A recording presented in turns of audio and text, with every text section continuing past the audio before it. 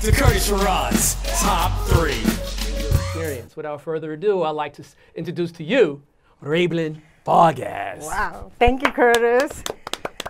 So, Ray, as I intonated earlier, you're someone who comes from somewhere else and learned how to make it here. Share a little bit of your story with us. So I was born in the Dominican Republic, and my family, I was born at a time when the Dominican Republic was coming out of a civil war. The dictator was assassinated, and my family had to come, like many Dominicans in the 1970s, came to the United States to escape the civil war that happened afterwards, about who had control of power. So, and in that time, we were welcomed as immigrants. We came in as tailors and seamstresses, and so, and our visa situation was back and forth. Like, so a big part of my childhood was being educated partly here in New York City, and then the other half in the Dominican Republic. So I'll start kindergarten in English and in kindergarten in Spanish. Start first grade in English and first grade in Spanish. But finally got my permanent residency at the age of 8. And my mother also became a naturalized citizen at the age of 16, served in the military, and now I'm a crazy activist. And so what would you say is the top 3 things for someone new coming to this country to be aware of or cognizant of? Oh, first, well, in every country, it depends what type of immigrant you are. You could just be an immigrant because they need you to come in and fill a job, fill certain types of jobs. Those type of immigrants. One. There's immigrants that you get because you have family here and they've been here a long time. Then you can apply for citizenship. I mean, for residency. So that's the one who has like what they call chain migration immigration, which is a standard practice throughout all types of countries. It's not an illegal thing. And 3. So that was 2. That was 2. And the third one is conflict, like you're an immigrant seeking political asylum.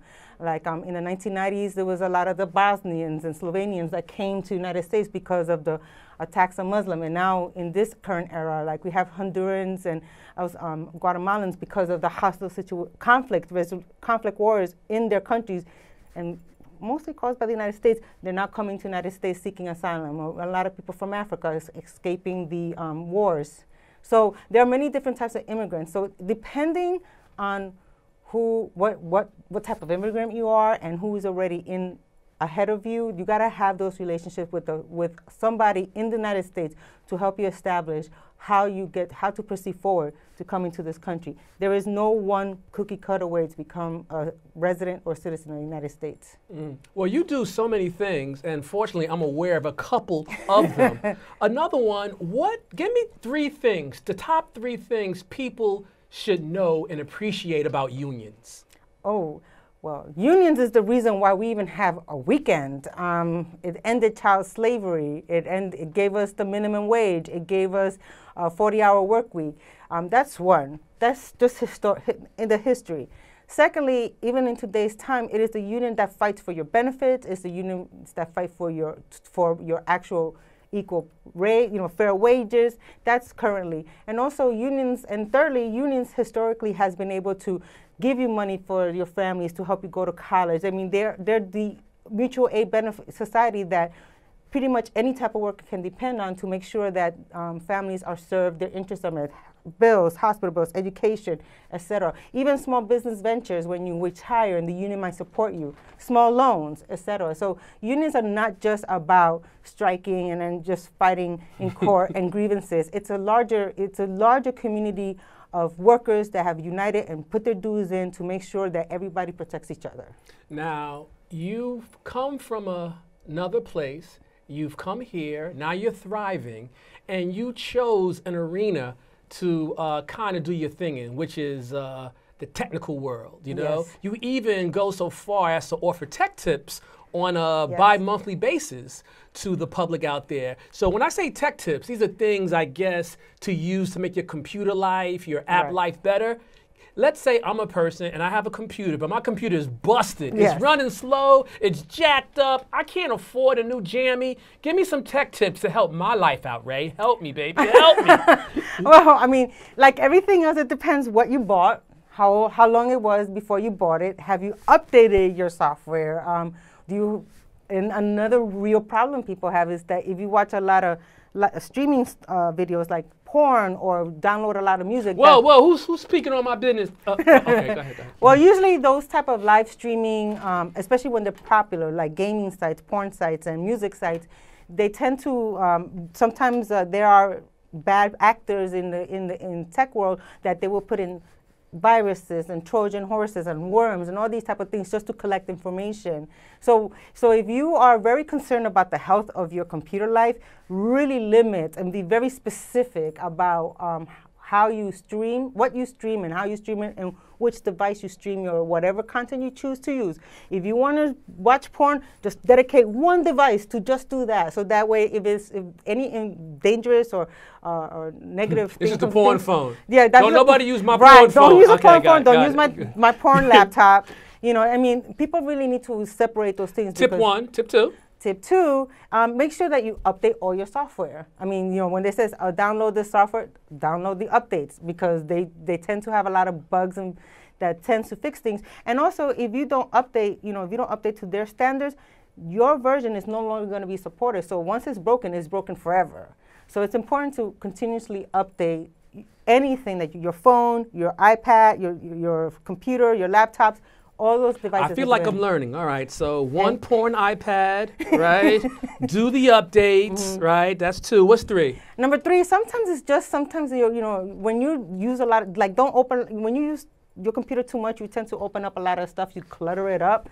And, you know, sometimes, well, for PCs, there's a defragging thing, you know, defragging process. And that's something that you got to ask your son or daughter, somebody to do, but it's a simple step. That's for PCs.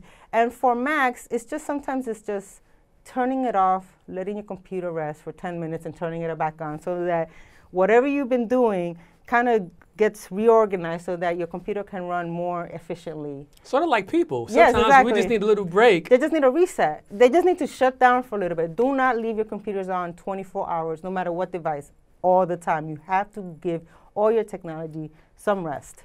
Well, Ray, I'm about to get all up in your Kool-Aid now, girl. Are you ready? Well, I drank Tang all my life, so go ahead, Tang me up. Tang. Spoken like the true 60s NASA child. Exactly, yo. that was my grandmother's. Duct tape, all that stuff that the space Tang girl here program got us. Well, I've been noticing on the gram, on that IG, that you've been putting out some amazing gastronomical culinary treats for the public to see. How this happen? Well, it's because I'm trying to either one, get a gig being somebody's personal chef, but that's another thing, but that's different. I'm trying to like try out dishes and see what people respond to because they look amazing. Thank you. I'm going for paleo. I have plans. I'm in the process of trying to open up my own cafe. But not just a cafe that's going to give you the fatty pastry. Another cafe, because you already have an existing cafe. No, correct? I don't. Meaning another cafe in the world of cafe, like in the Starbucks and or Bon Pons and Pret a Manger's. I'm talking about a cafe that's really going to be intentional in providing delectable, delicious food, but it's not standard. It's like low in carbs, diabetic friendly. Something that just empowers and fills you up without adding all the unnecessary calories. And you know, and it's one of those things that's become truer to my heart this year because my brother passed away because of extreme health reasons. He was morbidly obese, and part of the reason for the cafe was to help him like change his dietary needs. In our communities, we suffer from extreme obesity, high blood pressure, diabetes, and it's because we need healthier options in the community that's affordable and it won't you can eat it and it's still delicious and scrumptious. So what are your top 3 influences as far as your food choices that you screen and premiere?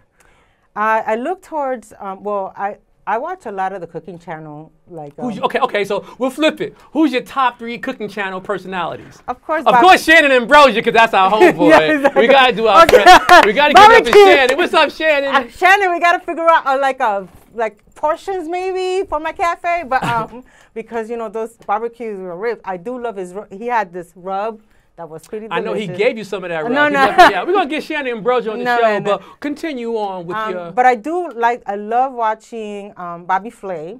He's the dude. Well, because it's like you could throw anything at him, and he just has like every time I listen to his combinations, I'm like, oh, I never thought about mixing that together.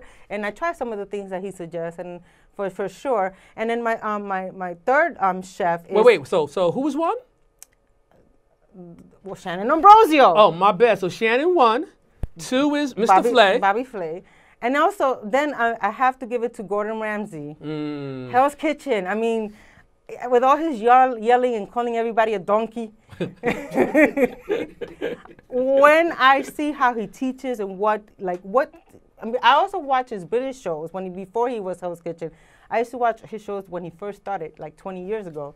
And in that, he was more instructional. And it was amazing, how he taught people to put dishes together that were simple and clean and cost-effective. So, yeah, for sure, Gordon Ramsay. All right, I'm going to give you this opportunity because it's you. I wouldn't even do this to nobody else, but I'm going to do it for you. No cursing. I'm just saying que lo que. No, but I don't want you to curse when you speak after this. No cursing, no screaming. I want you to behave somewhat. If we were doing an open letter to the President of the United States and you could give him your top 3 things that you want him to focus on, to pay attention to be cognizant and aware of, what would be your top? See, I see your neck already. I see it. You're twitching. Listen, I want you to really relax and get this out in a civil manner. No cursing. Okay, right? wait. Do you want actual sane policy decisions or things he actually cares to listen to? I say sane policy decisions. Let's send that man something, he could use. Yeah, please read the Constitution. That's number 1. The Constitution, y'all. Just read it. Read the rules. Understand them. Understand your powers. Please, just do that. Just do that. Every citizen, to become a citizen of the United States. To learn how to color in the flag. When you're a citizen, when you're taking the test, you have to know how many red stripes versus white stripes and what the blue banner means. I mean, these are the questions for citizenship. And he doesn't know how to color in the flag. Nor his hair, but continue. So number 2, learn the flag colors. And number 3, please learn the song for the national anthem. I mean, these are very important things. People really work hard. And also because I'm a socialist and the song was written by a socialist, true fact. Just honor that tradition that has been so long. You are the president. At least learn the lyrics and learn the Constitution and learn the colors of the flag. Just do those 3 basic things because right now, I think those are sane for his level. But they're fundamental things. I don't like colors. He painted blue stripes instead of the blue field. And in the kindergarten class, when all the kindergarten kids were painting the flag in the correct way, he couldn't do that. But these are I consider them extremely fundamental. With President I'm proud Trump, of you. Yeah. No vein popping. No. You did good. I had to talk to my 5-year-old child there, and I said this is what you got to learn how to do. So number 45. Yeah. I know you're a fan of the show. I know you watch us every week. Me, Trevor, The Daily Show. Well, what you do, write me, and I'll put you in contact with her. Maybe she can share this information with you. Who are my top 3 comedians? Okay, all right, cool. Top 3 comedians. We're going to ask Raybblin Vargas her top 3 comedians. Okay, so, of course, Stephen Colbert and Trevor Noah are top 2. But there's a third that if you ever are watching this show, I would love to meet you in person.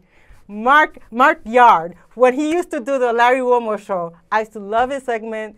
I thought he was brilliant, street, intelligent, exactly my type of humor. All right, Mike. We used to work together, Mike. Used to write for one of my shows, yes. Real Rap. What? Mike, I haven't spoke to you in a while. If you're seeing the show, Mike, get at me. We used to produce the More Funny Comedy Hour. Get at me, Mike. She wants to meet you, bro. Okay, so if you're listening, we'll hook that up. So before we close the show out, you don't take this as a way of disrespect. You're proud of this. Yeah. You're a nerd. Oh, yeah, and definitely. And you fly the nerd flag. Yo, Jim Bezos, Mark Zuckerberg, Bill Gates, what? They were See, you're messing me up. You're supposed to pause for the cause. No. Then give me your top 3 nerds. No. Can we run that back so that we can work this out? Top 3 nerds to you. Barack Obama. Wait, Barack's, he's too cool to be a nerd. No, wait. Barack is mad schmoove. I don't know. No, man, he had to be a nerd to be with Michelle because she didn't like those bad boys. I'm not saying he's a bad boy, but you see his little walk he got. You know what I'm saying? I know. He can't help it. That's true. He's cool with I know, it's true. But nerds are cool. All right, true that. Nerds are cool. So give me 2 more nerds. This is you know what? Yeah. You are right. These are your picks. Yeah, this is my pick. Number 1. Barack Obama is my favorite type of nerd. Okay, cool. Because he really, I mean, he did his homework. 2, of course, Steve Jobs. Because I mean, he just even though he's kind of a bully, but the fact of the matter is, he pushed people to do better. It wasn't so much that he wanted to like aggrandize himself. He just bullied to get people to think outside the box. So, and I respect that. And number 3, you know, I never got to meet her, but I could just imagine what type of person she would have been, and I would have loved to meet her, is Ada Lovelace. She is the person that created the basic computer concept. So the basic computer was invented by a woman, and her name is Ada Lovelace, and people really need to know about her. And if I ever had the opportunity to ever meet her, I'll be so thankful, because she just figured out certain patterns and figuring out doing on and off, and she did that. And then the rest of the world is what it is today. Wow, that's pretty cool. I did not know that. Before we close the show, I've had different guests in the past close the show in different ways, in different formats. And there's a way that's never been done, but I think you're fully capable of doing it. Oh, my goodness. Can you close us out in song, but I want the song to be a Latin song? Oh, my God. Yeah, let's close out with a Latin ditty. Okay, wait, hold up, because, you know what Spanish music is like? It's a lot of anger and throwing men out the window. You could do whatever you want. Any tune you want is good. Oh my goodness. I feel like I'm challenging Donald Trump. I'm going to give a little bilingual lesson to our president and all the people that are against people speaking Spanish. Simple words that you can learn. So, kindergarten song. Pollito, chicken, gallina, hen, lápiz, pencil, y pluma, pen, ventana, window, puerta, door, maestra, teacher, y piso, flor. Hey! That was Top 3. Check us out next week. Raybblin Vargas, y'all. Check her out. We out. All right, great job, Raybblin. Wow, that was...